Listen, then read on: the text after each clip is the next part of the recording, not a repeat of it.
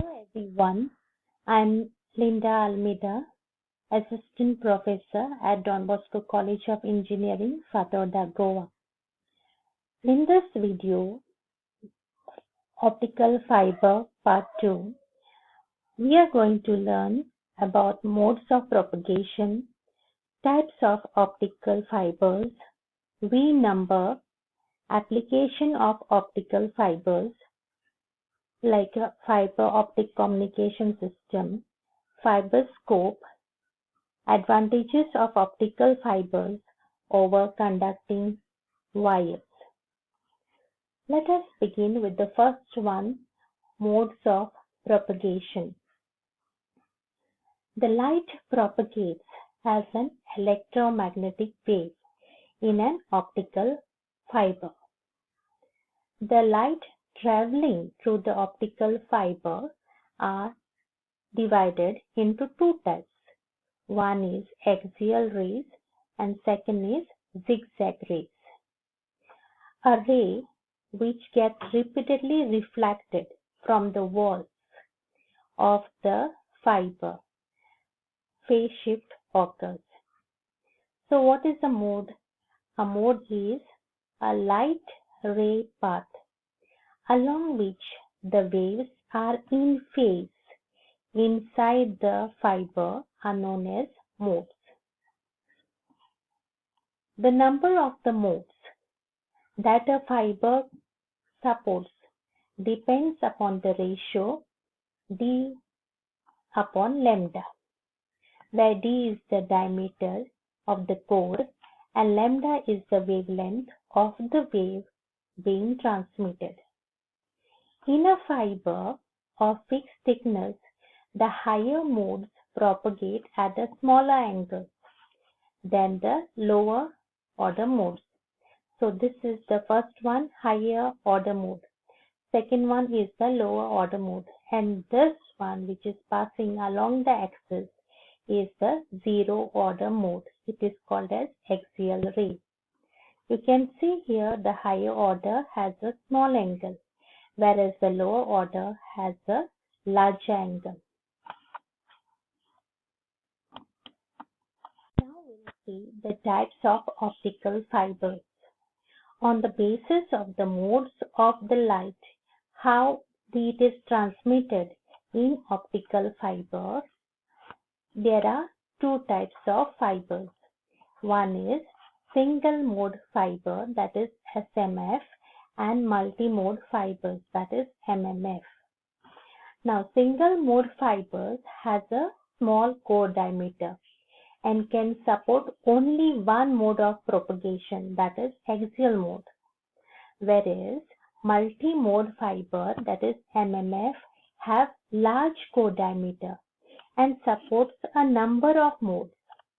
So on the whole, we have optical fibers are classified into three types. Single mode index fiber, that is called SMF, multi-mode step index fiber, that is called as MMF, and graded index multi-mode fiber, GRIN. Now we'll see the first type, that is a single mode step index fiber. The structure of the single mode step index fiber is that it has a very small core diameter, which is approximately 8 micrometer to 12 micrometer.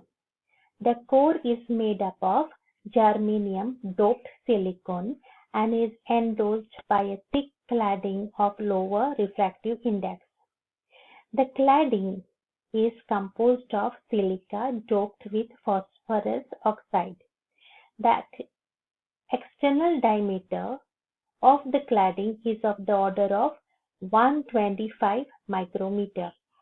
So this 2A is the diameter of the core, and the N1 is the refractive index of the core, and 2 is the refractive index of the cladding.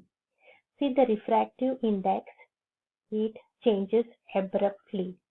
Hence it is called as a step index fiber. Now, the fiber is surrounded by a non-transparent shielding sheet. The propagation of light in SMF. Now the light travels through only one mode. That's why it's called as a single mode, that is along the axis. Hence it is called as a zero mode or axial mode. Now delta, that is fractional refractive index change, and the numerical aperture are very small for step index for single mode fiber. Low numerical aperture indicates that low acceptance angle and in difficulty in light coupling into the fiber. Hence, expensive laser diode is required to launch light into the single mode fiber. This is the multi-mode step index fiber. The multi-mode step index fiber is similar to single mode step index fiber, except that the core diameter is large. The diameter of the core is about 50 to 100 micrometer, whereas that of cladding is 150 to 250 micrometer. Now, propagation of light in multi-mode fiber. The multi-mode fiber permits a finite number of modes. So you can have many modes in multi-mode fiber. Many zigzag paths of propagation are allowed. The length of the path along the axis of the fiber is smaller, while the other zigzag paths are longer. It is because of this difference the lower order modes reach the end of the fiber earlier, while the higher order modes reach after some time delay. Next we'll see the graded index fiber, GRIN fiber. The graded index fiber is a multi-mode fiber. It has a large core, but the core has concentric layers of different refractive indices. The refractive index of the core varies with the distance from the fiber axis. It has high value at the center, whereas it decreases along the axis outwards. That is the reason why you can see here the curve. Okay. You can see here there are concentric circles, layers of different refractive index here. And this is the way how the light is propagated in the optical fiber, which is graded index fiber. Now, when the light travels from the region of larger, that is along the axis, it is larger refractive index, to the region of lower refractive index, it bends from the normal till the condition of total internal reflection is reached. Then the ray travels back towards the core, again continuously refracted. The turning around of the ray may happen. See, the turning around of the ray may happen even before reaching the core cladding interface.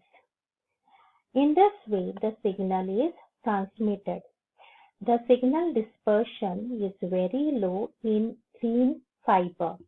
Hence, green fibers are used for digital data transmission.